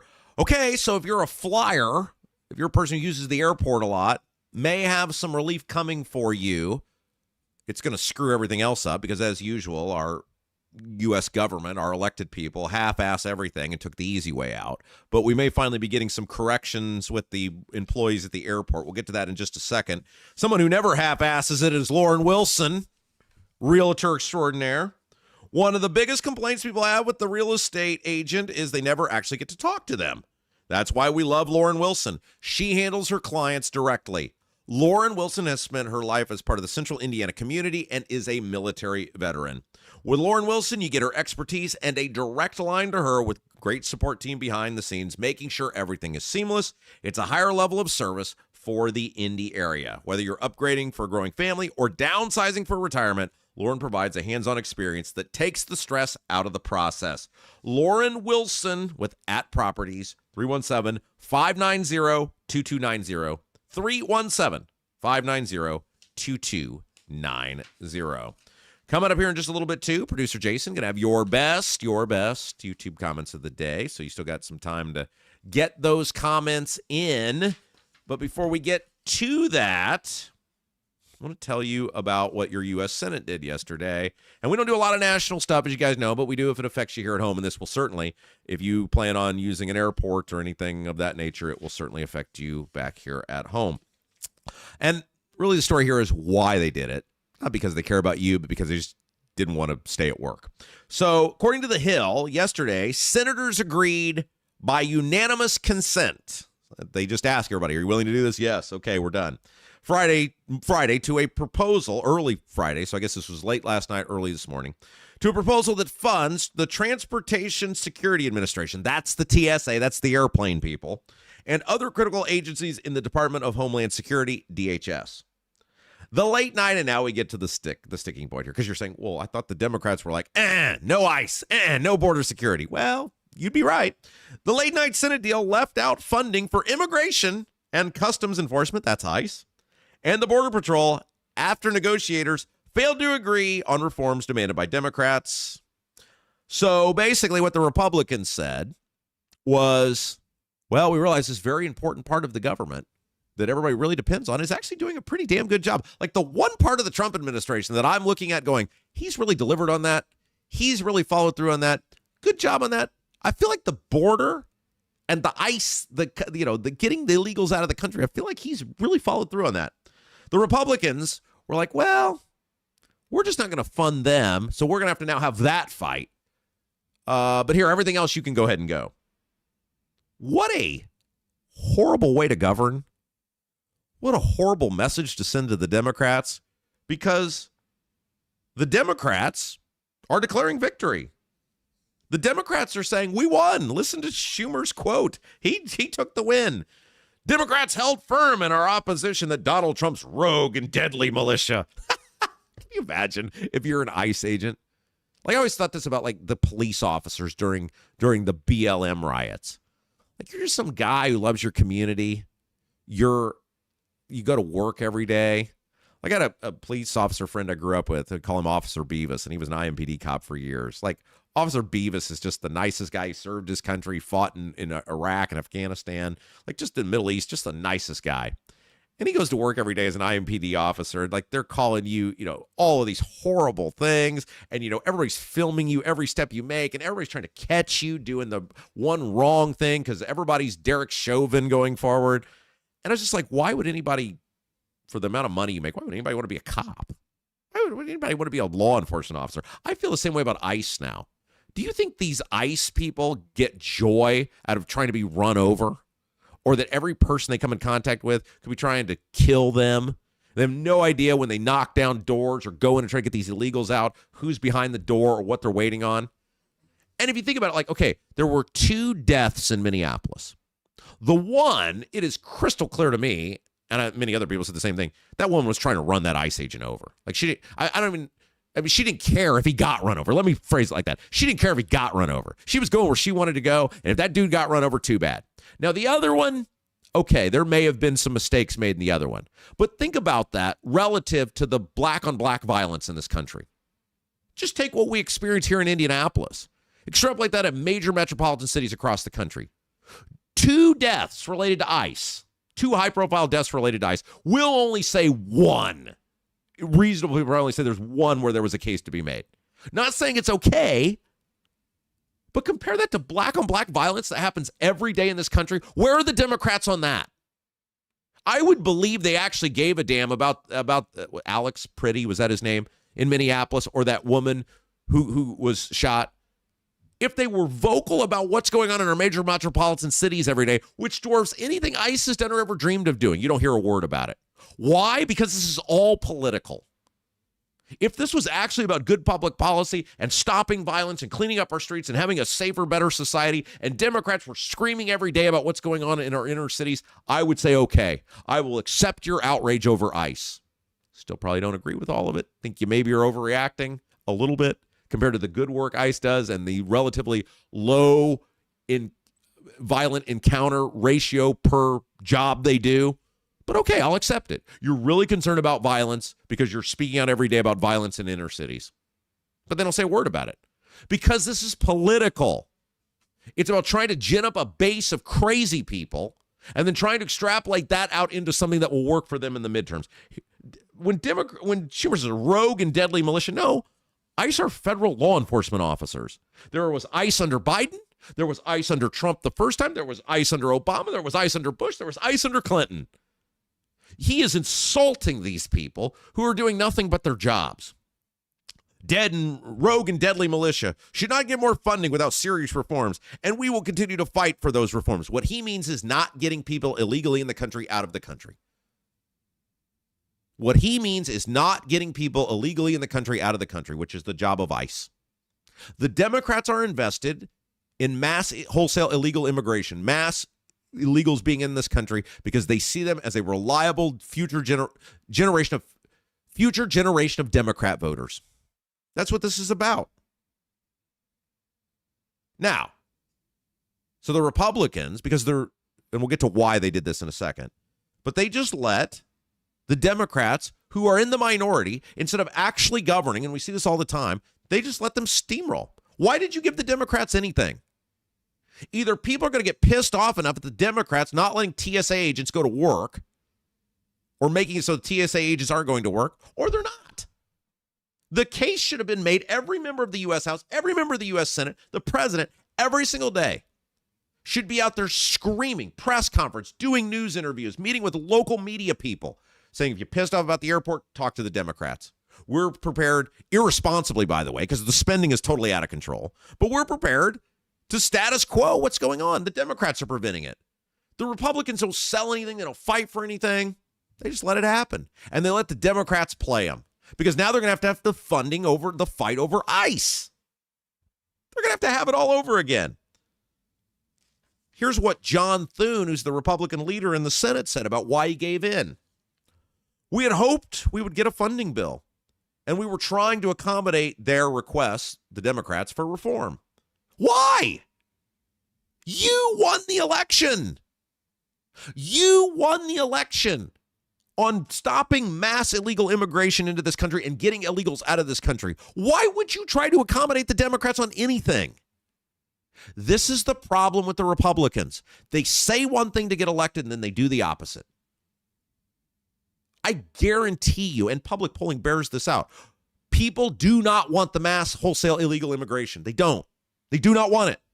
It's why Trump was successful running on it twice. The people don't want it. Goes on to say, we couldn't get any closer on it, so you kind of pivot to the next strategy. But it's unfortunate it didn't get done because it's not good for Americans. Then why did you do it? Again, it's another example of the Republicans acting as though they are not complicit in the government they are leading. If people are feeling pain at airports, your focus should be make the case that the Democrats are causing it, which they are. Instead, you now potentially punish the one thing a lot of people like, which is that the border is more secure. The one part of polling bears out, the one thing Trump is above water on in all of these polls is immigration. The border. It's so Republican of the Republicans to just take the one thing that people actually like and they're like, nope, can't have that. Now, let's talk about why. By the way, there is no guarantee that the House is going to go along with this because the House has razor-thin margins with Republican majority. But let's talk about why they did this, and this is what should make you the most mad. It's not the policy itself, it's why they did it. I'm going to read you how The Hill wrote it up because they answered the question in here. But I want to read it exactly as they wrote it up so people don't accuse me of making it up. The sudden action by the Senate raises questions whether Speaker Mike Johnson will be able to pass the package before the weekend when both chambers are scheduled to begin a 2-week Easter recess. They didn't do this because it's good for you. They didn't do this because it's good for the country. They didn't do this because it's going to make America safer or the airlines better or because they give a damn about the TSA agents. They did it because they wanted to frickin' go on vacation. They wanted to go home for Easter, and they wanted to not work for 2 weeks. That's why they did this. That's why they're screwing you. That is who these people are. That is what they do every single time. They did this, and they passed this bad policy because they want to go on vacation. They want to go home, and they weren't going to disrupt themselves. All right, we're going to take a break. When we come back, everybody's favorite segment, producer Jason will read the best YouTube comments of the day. Plus, Ohio, they are getting serious about dealing with the data centers. You won't believe what's on the ballot potentially in Ohio to take on the data centers.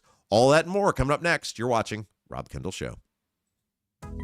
Hi, I'm Lauren Wilson, a realtor with App Properties. Born and raised right here in central Indiana and a Hoosier through and through. Selling your home is a massive undertaking, and I completely understand what that is. That's why when you work with me, we put a great plan together to make sure that when your home comes to the market, it is in the best light possible. Again, I'm Lauren Wilson, 317-590-2290. 317-590-2290. Let's put a plan together and get your home sold. Right now, everything's expensive. That includes things you need around the house. If your water heater, water softener, or well pump goes out, or even if your toilet stops working, you could be looking at a major expense. Don't let your next call to a plumber break the bank. Call John at Black Sheep Plumbing. John is a Hoosier lifer who takes pride in and stands behind his work. That's why all basic services and repairs with Black Sheep Plumbing come with a 2-year parts and labor guarantee, with water heaters having a 6-year parts and tank guarantee. Call or text Black Sheep Plumbing for all your needs today and speak directly with John, the owner. 765-315-7558. That's Black Sheep Plumbing at 765-315-7558. Are you a Clay County resident who is ready to be part of creating a brighter future for our citizens? Doug Cobb is running for county commissioner and will bring fresh perspective to the table. A local farm and business owner, he has skin in the game of our county's success. He knows that a great team can accomplish so much more than any one of us alone and is ready to create a brighter future for Clay County together. The committee to elect Doug Cobb approves this ad. Paid for by Linda Cheesem.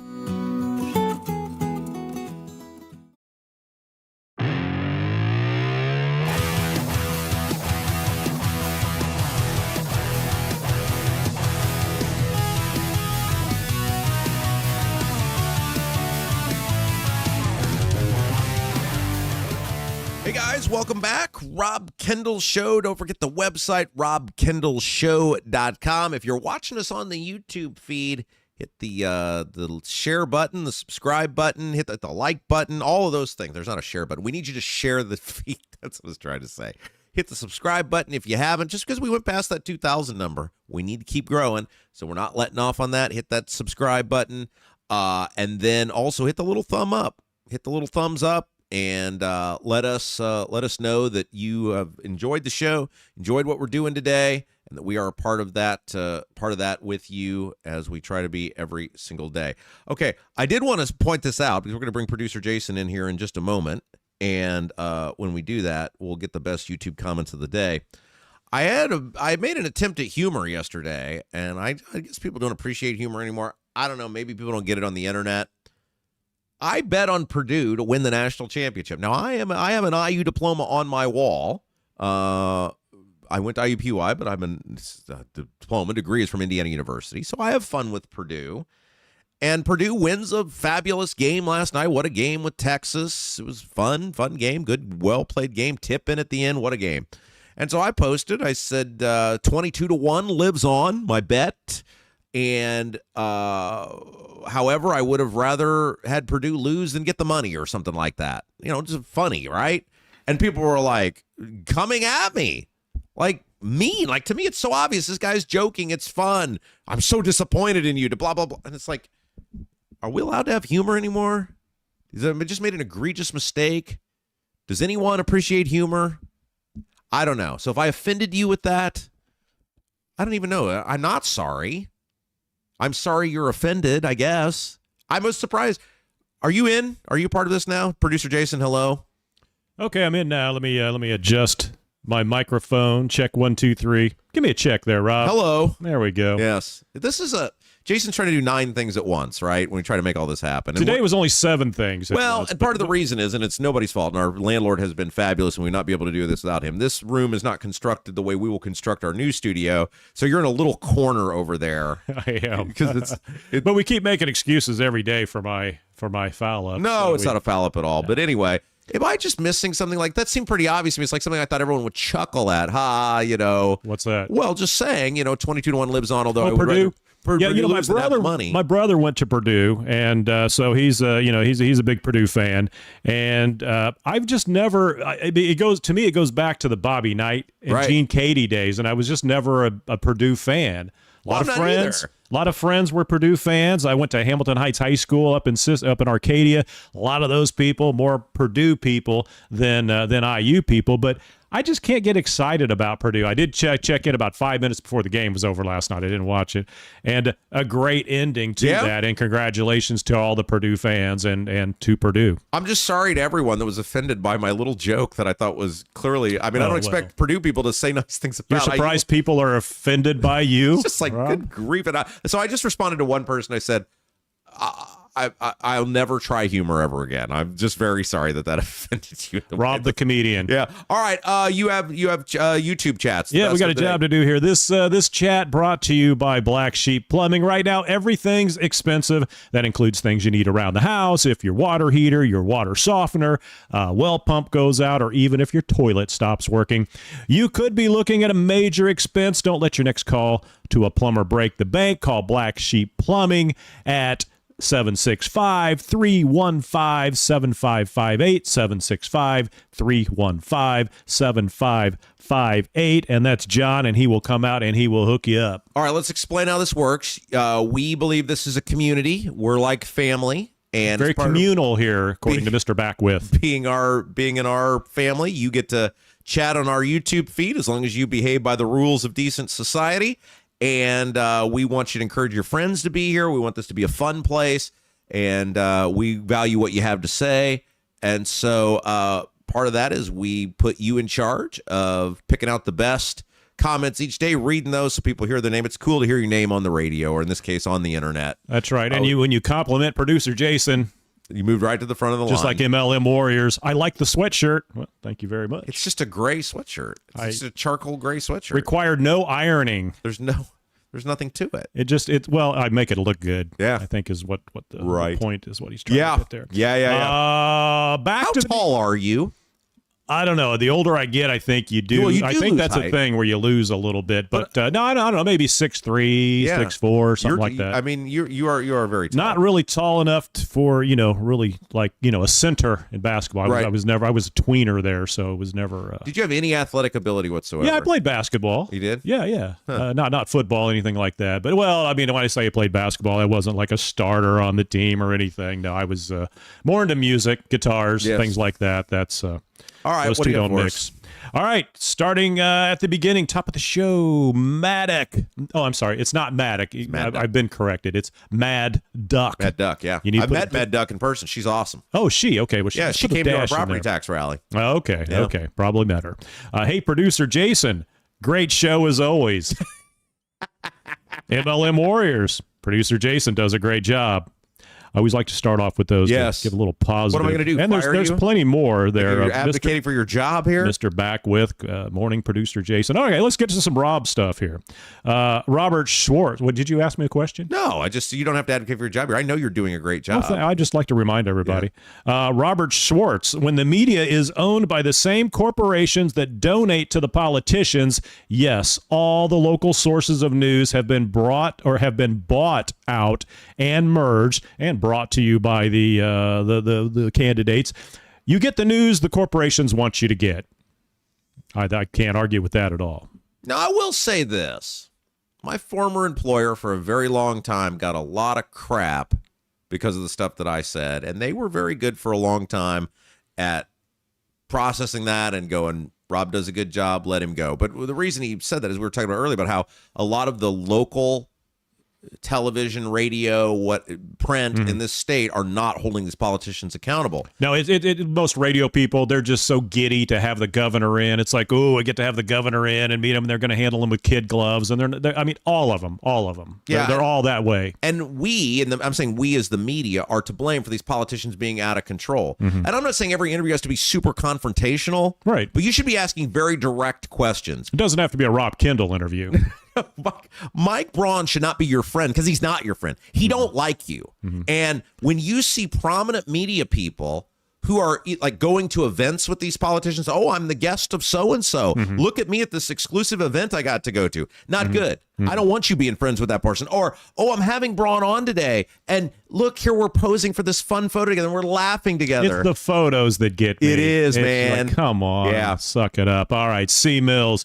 You should get the Stacks Pancake House to be an advertiser, and the ad could say, come eat some great food and sit in the same booth Rob Kendall sat, where he was almost attacked by Todd Young and Igor. There we go. They should put a plaque on that. Yeah. There you go. Someday, I'm assuming most of our audience has heard the Igor story. Someday we'll tell that story. Kevin Branham, about 30 minutes ago, posted about 30 minutes till Jason's segment. Jeez. He's right on time. He is your super fan. Right. The timing is perfect. Super fan. Aaron Woodrum. I know Aaron Woodrum. Just like nobody covers DCS and how they allow children to be abused and trafficked, why doesn't anybody hold them accountable? Well, of course, Rob Kendall I think I just did. I know Aaron. I've known Aaron for probably 25 years. Aaron was one of the leader. I worked at Arby's in high school. And Aaron, that's how long I've known Aaron. Aaron was one of the... They still got your job open just in case?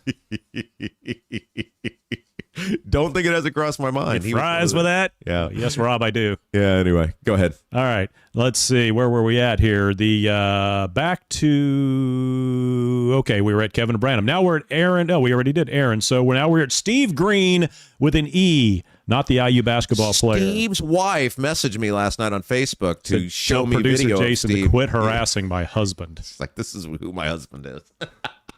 It was a positive comment, I'm sure. Yes. All right. Steve says, post, the political class and the media are working together to ruin the state. No argument with that.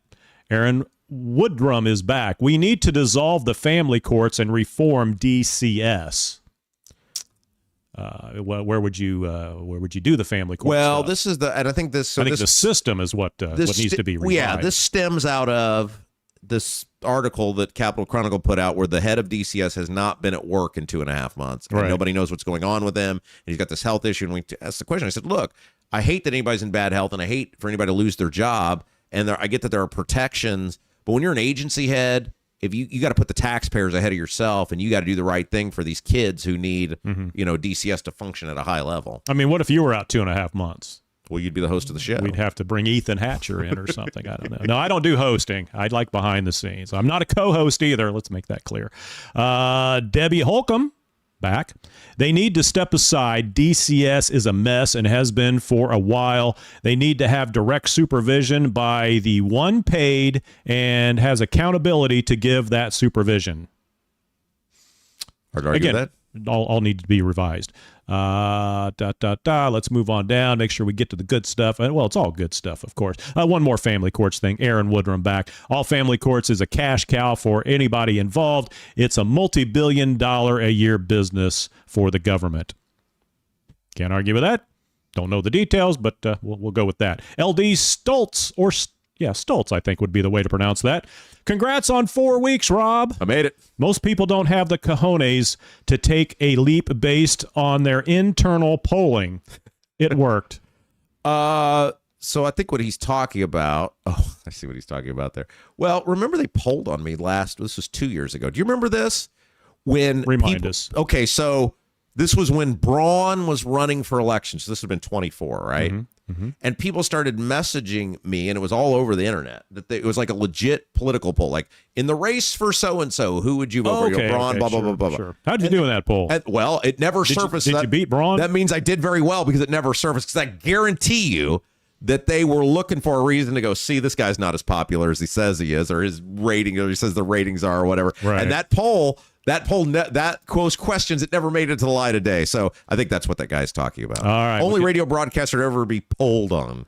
All right. And you put out speaking of poll, you put out a question about should you do a live show? Right. I mean, we're live right now, but should you do an in-person, on-location live show? We got some comments on that. C. Mills, I'd be at the live show and still do another meet and greet. Okay.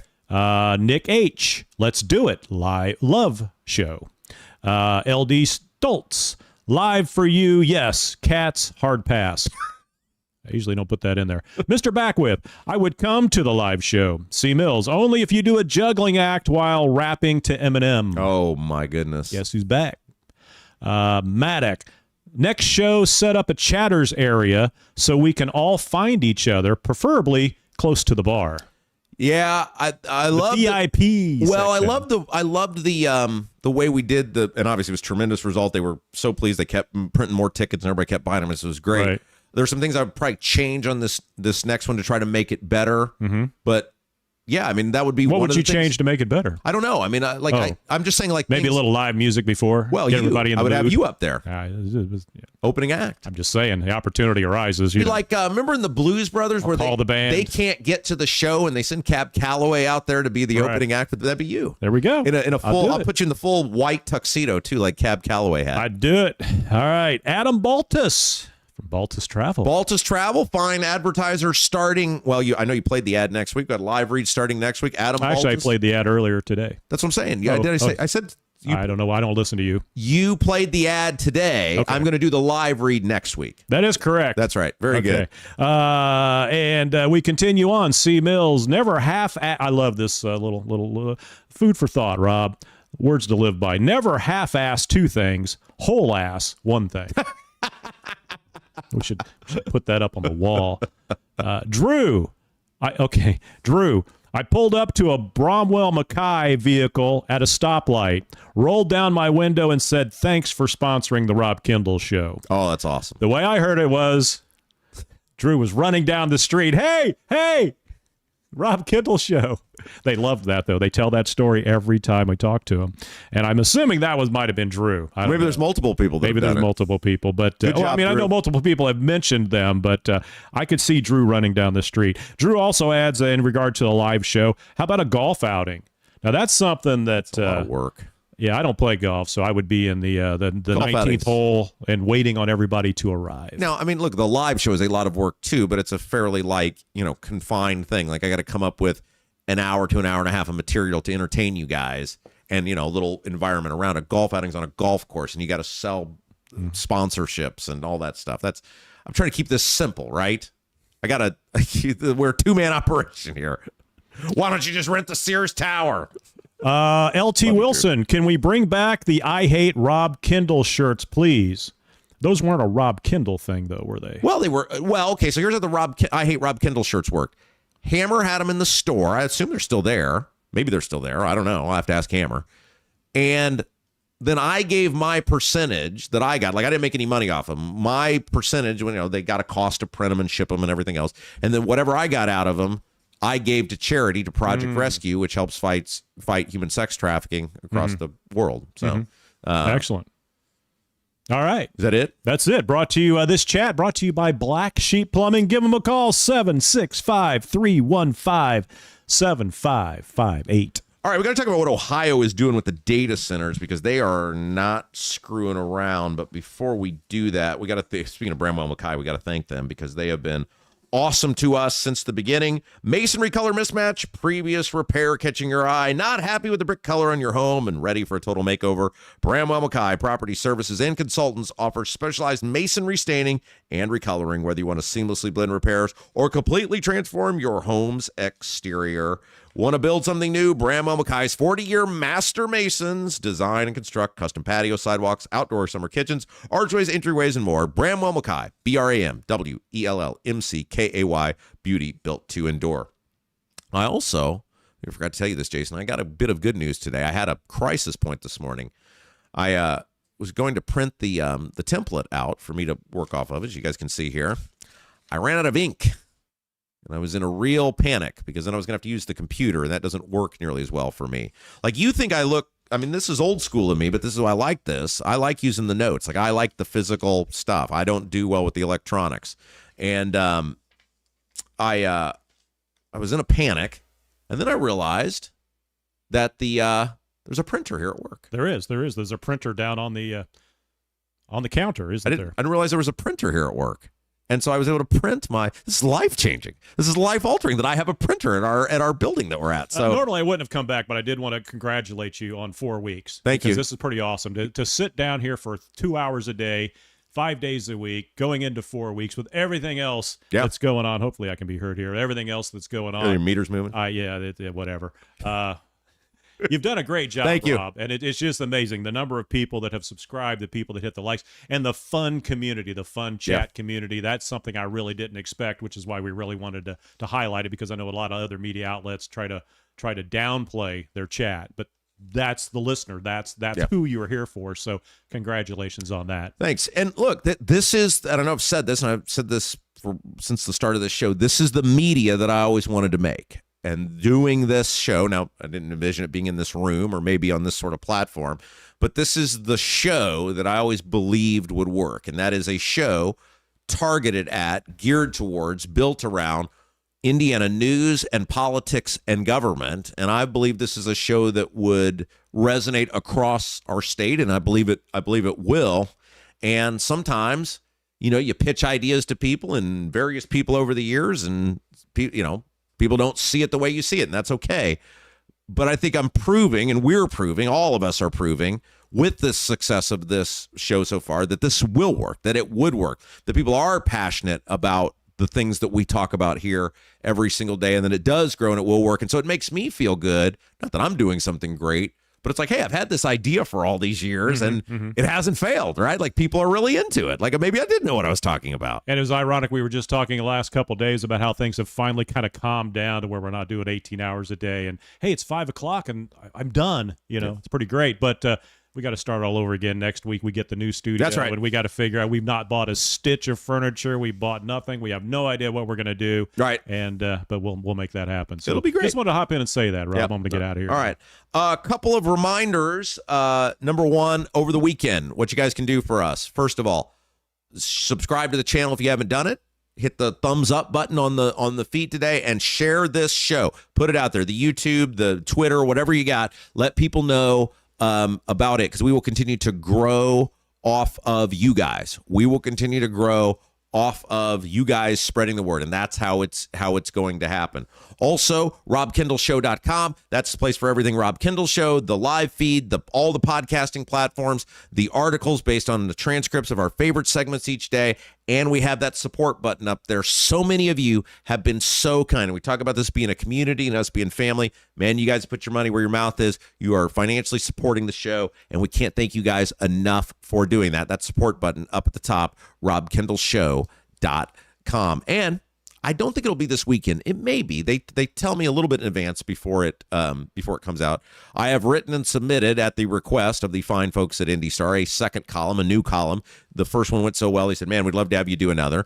And this column is going to be in detail about these Indiana Senate endorsements that Trump is doing, and why they're probably going to end up being bad for us as taxpayers in the future of Indiana government. And so I'll let you guys know when that comes out. Thanks to everybody who, once those come out, read them, share them, let people know. You guys are awesome with all of that. Okay, let's talk about real quick, because I teased this and I want to get to it. Don't want to spend a bunch of time on it. But look, Ohio is getting serious with the data centers, and we need to get serious with the data centers here.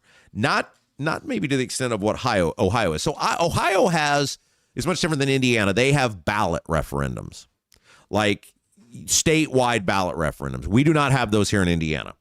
And so the way it works in the state of Ohio, you have to get a certain number of signatures, a percentage of signatures based on people who voted in the most recent governor's election. So in the case of Ohio, the state of Ohio, that number is 413,500 signatures. That's the number you'd have to get. And there's a group of people forming to get signatures. By the way, this is comes to us from WCMH out of Columbus. They are trying to get 413,500 signatures, which would essentially ban data centers from the state of Ohio. It's actually a really big piece of legislation or ballot referendum if they can get the signatures to go forward. Now, they have until July to get these signatures, so that it's moving quick, just like Greg Ballard has a time frame to get his signatures for Secretary of State. So a coalition of rural Ohioans submitted an initial petition to the state to start the amendment process March the 16th.